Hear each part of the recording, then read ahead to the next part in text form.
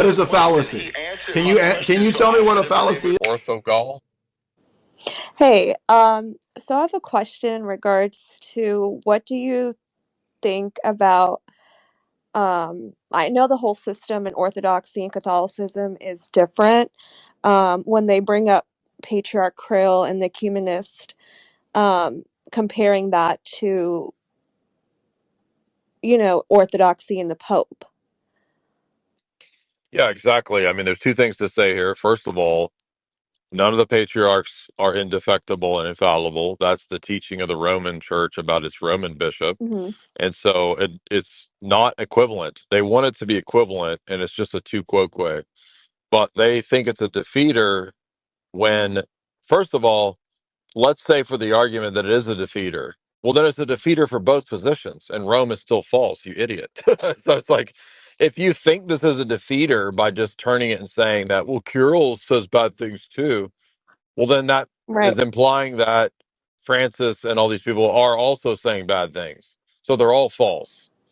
So first of all, it's a stupid ass move to think that a tu quoque proves anything. But it's also assuming that the Orthodox system is the same as the papal system. So they're missing the whole point that it's a defeater for your system if your indefectible bishop defects. I can believe, and we already know that every patriarchate has defected at some point. In the history of the church, all the patriarchates have had heretics at some point. Hmm.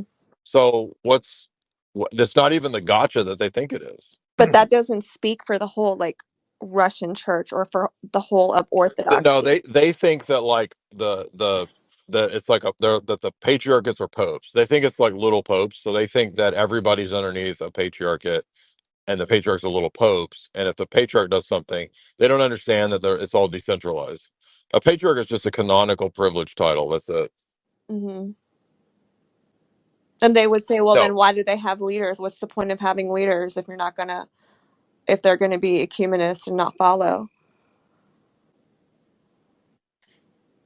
well, the church has had bad leaders in the first 1,000 years in many cases. So if a Roman Catholic wants to make that line of argument and believes that the church of the first 1,000 years is Roman Catholic, then that's a defeater for their own position. So that, again, that's stupid. Yeah. If you think the Roman Catholic Church was the church of the first 1,000 years, and you think the problems that you're laying out with patriarchates are defeaters, guess where the pentarchy system comes from?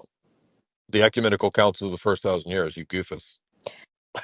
So it's like they don't understand that every time they make this argument, if they think their church is the church of the first 1,000 years, it's a defeater for their position. Yeah, I think they're not getting that. I don't know. No, they're not. It doesn't matter how many times you explain it; they don't get it. I don't know. They don't care to look further, or I don't know. But do you think the sacraments and the other church, like the Catholic Church, I don't want to use the term valid or invalid, but do you? I think valid and invalid is Roman Catholic terminology that muddies the waters. So they can do the rituals correctly, but we don't automatically think that they're efficacious or that they have the grace that they signify. The church can determine like whether or not the rituals need to be repeated. But what's funny is that even in the traditional Roman Catholic Augustinian mindset, which is what they think they're all basing their sacramentology on, Augustine believes that the sin of heresy and schism prevents the grace. So even in the Augustinian ex opere Hmm. operatum model, even if the baptisms are quote valid and efficacious, if you're baptized in heresy, being in heresy prevents you from actually getting the grace, even though the grace is quote there. So even their own system doesn't work. So the Pope is probably in. I mean, you would say the Pope is in heresy, so the whole church is Oh no, we do not believe the Roman Catholic Church has the faith. They are heterodox, meaning they're outside the faith. completely no. Yes. Oh, No, it only takes one heresy to be outside the faith. That's the faith is a package deal. And ironically, get this. Before Vatican II, Roman Catholic theology said the exact same thing. You can read Satis Cognitum and Mystici Corporis, two famous Roman Catholic encyclicals, one by Leo the XIII, the other by Pius XII. They actually already say that if you deny one of the dogmas, you're outside the faith. So in other words, I can't be a Roman Catholic right. in terms of traditional Catholic theology and be like, I'm Roman Catholic, but I don't believe the Immaculate Conception, but I believe everything else. There's a lot of If you Catholics deny, like if that. you deny, I know, but that's not consistent with their own theology.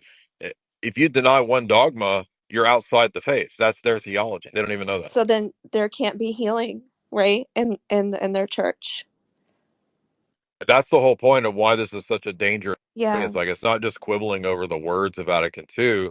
They have lost the healing of the sacraments and of the faith by all of these crazy heresies and all this nonsense and madness. I mean, it should be obvious to everybody that the whole, like the rampant homosexuality amongst the clergy and the pedophilia is a clear sign of cursed.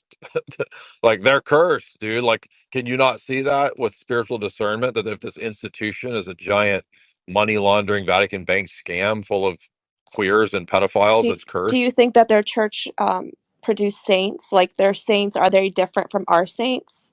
No, you can't produce saints without the uncreated energies which are found in the Orthodox sacraments and the life of the Orthodox Church. Even the saints in the past, like all the like Padre Pero and all of them, are they like were they in delusion? No, if you no again, so the idea of an Orthodox saint is vastly different from what Roman Catholics think saints are. Contrast the life of, Basil, Gregory, Paul, Simeon the New Theologian. It's vastly different from the histrionics of, Francis of Assisi, and no, it's totally different. We don't have all this non Yeah. bloodletting and all this crazy stuff.